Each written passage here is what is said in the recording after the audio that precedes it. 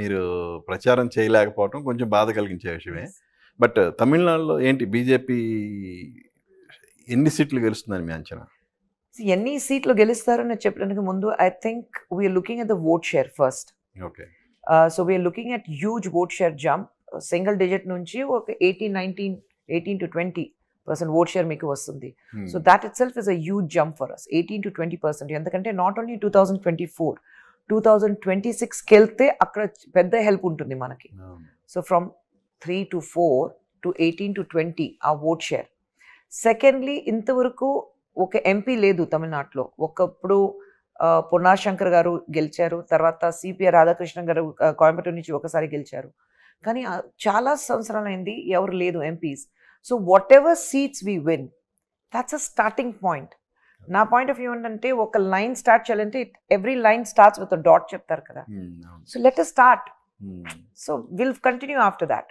So ఎన్ని seats గెలుస్తానో అని కాదు. Even if you win 5, I said that's a huge thing because we are winning. Yeah. But looking at ఇప్పుడు ఎలా అన్ని సర్వేస్ అన్ని చూసిన తర్వాత I think every survey says ADMK కంటే మనకి సీట్స్ ఎక్కువ వస్తున్నాయి. ఓట్ షేర్ కాదు, సీట్స్ ఎక్కువ వస్తుంది.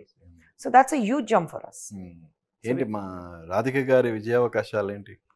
We'll have to wait and watch. See, it's not easy. Radhika garu first time contest chestunarante. So it's not easy for us to win.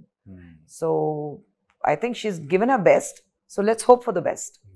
అలాగే ఇక్కడ governor గారు రిజైన్ చేసి తమిళిసై గారు అక్కడ పోటీ చేశారు. నా ఏరియా అది, నా కాన్స్టిట్యుయెన్సీ సౌత్ చెన్నై. సౌత్ చెన్నైలో ఉన్నారు తమిళిసై గారు. సో అది పెద్ద విషయం నాకు. అంటే జనరల్గా అండి తమిళ ప్రజలు యాక్చువల్గా ఇంతవరకు బీజేపీకి చోటు ఇవ్వాల అక్కడ, అంటే రేర్, చాలా రేర్. సో ఆ చేంజ్ అనేది కనిపిస్తుంది కదా ప్రజల్లో? డెఫినెట్గా కనిపిస్తుంది. ఎందుకంటే 10 years of BJP rule, 10 years of Narendra Modi rule అందరూ చూసారు కదా. Tamil Nadu is part of India కదా. సో పార్ట్ ఆఫ్ ఇండియా ఉన్నప్పుడు మీరు తమిళనాడుకి వెళ్తే ఇప్పుడు ఒక్కప్పుడు ఏఐడిఎంకే డిఎంకే అంతే, కానీ ఇప్పుడు ట్రయాంగిల్ చెప్తున్నారు కదా.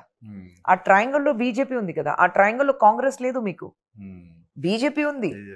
So that means we have come, we have arrived, and that's what it means కదా. ఏడిఎంకే ఇంకా ఉందండి అంత? ఏడిఎంకే ఉంది, ఏడిఎంకే డిఎంకే బీజేపీ అలాగే ఉంది కదా.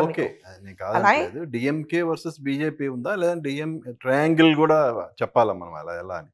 అది డిఎంకే వాళ్ళు ఏఐడిఎంకే చూసి బీజేపీది బి టీమ్ ఏఐడిఎంకే పని చేస్తుంది చెప్పారు. ఏఐడిఎంకే వాళ్ళు డిఎంకే చూసి బీజేపీకి బి టీమ్ డిఎంకేనే చెప్తున్నారు. So I'm very clear, A team BJP అదే ఇద్దరు చెప్పేశారు కదా. ఎవరికి వాళ్ళే మాకు పోటీ అన్నట్టు చెప్తున్నారు అంతే. So I'm happy with that. So they have accepted that BJP is here to stay. They have accepted that BJP అంత పెద్ద ఒక రోల్ ప్లే చేస్తుంది in these times, and that too in parliamentary elections. And BJP ki anta dhairyanga undi kada. We are going solo. Evariki anta dhairyam vachestundi? Evariki ledu. Congress ki ledu. The last time we saw Congress CM was in 1967. 67 tarvata inta varaku aa dhairyam raaledu Congress ki solo velladaniki. We have the confidence, we have the courage. Kamal Haasan garu DMK ki support ichinattunnaru ga? ఆయన full support కదా, డిఎంకేకి full support ఇచ్చారు. ఆయన event for క్యాంపెయినింగ్కి వెళ్ళారు ఆయన. So మీరు BJP పార్టీలో కీలకమైన బాధ్యతలు నిర్వహిస్తున్నారు, అందులో భాగంగా ఎంటైర్ ఇండియాలో మీరు తిరుగుతున్నారు కదా? అవునండి. సో ఎలా ఉందండి అసలు టోటల్, అసలు ప్రజల నాడి ఎలా ఉంది? ఉత్తర భాగంలో ఇంతకు ముందు కంటే పెరిగిందా? అంటే కొంతమంది జనాలు సోషల్ మీడియాలో చెప్తున్నట్టు మోడీ గారి ప్రభావం తగ్గిందా, పెరిగిందా? Parties like BJP is not built on social media. Parties like BJP are built through the people. And Prajalu Yavru, not the ones who are on Twitter or any Facebook, not on social platform. Prajalu, the one who goes out and votes. So, వాళ్ళు vote చేస్తున్నారు కదా. So డెఫినెట్గా పెరిగింది. ఈ రోజు అందరూ చూసి మళ్ళీ బీజేపీ వస్తుంది. For the third time, it's a hat trick for Narendra Modi ji as a Prime Minister. Adi clear ga undi. Okay. So, and we are very clear. Last time 303. అవును, And ఈసారి is bar 400 400 అని పార్. అంటున్నారు. clear. He's back 400 par. So 100%. 100%. Again, we are going to come back as the single largest democratic party in the world. No two ways about it. Okay, Telugu రాష్ట్రాల విషయానికి వస్తే Huh. మీరు నిన్న కిషన్ రెడ్డి గారికి ఏమైనా ప్రచారం చేసినట్టున్నారు అవునండి. కదా, సో ఎలా ఉందండి?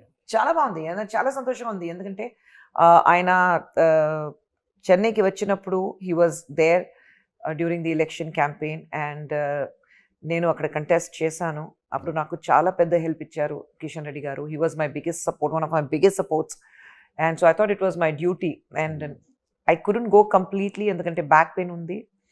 అండ్ నేను చెప్పాను సార్తో, సార్ కూర్చోడానికి కుదరదు సార్, పబ్లిక్ మీటింగ్ అయితే నాకు ప్రాబ్లం ఉంటుంది, రోడ్ షో అయితే నేను వస్తాను, డెఫినెట్గా నేను రోడ్ షో ప్లాన్ చేస్తాను మనోరా అని చెప్పేసి రోడ్ షో ప్లాన్ చేసి నిన్న ఒక 3 hours వెళ్ళాను రోడ్ షోకి.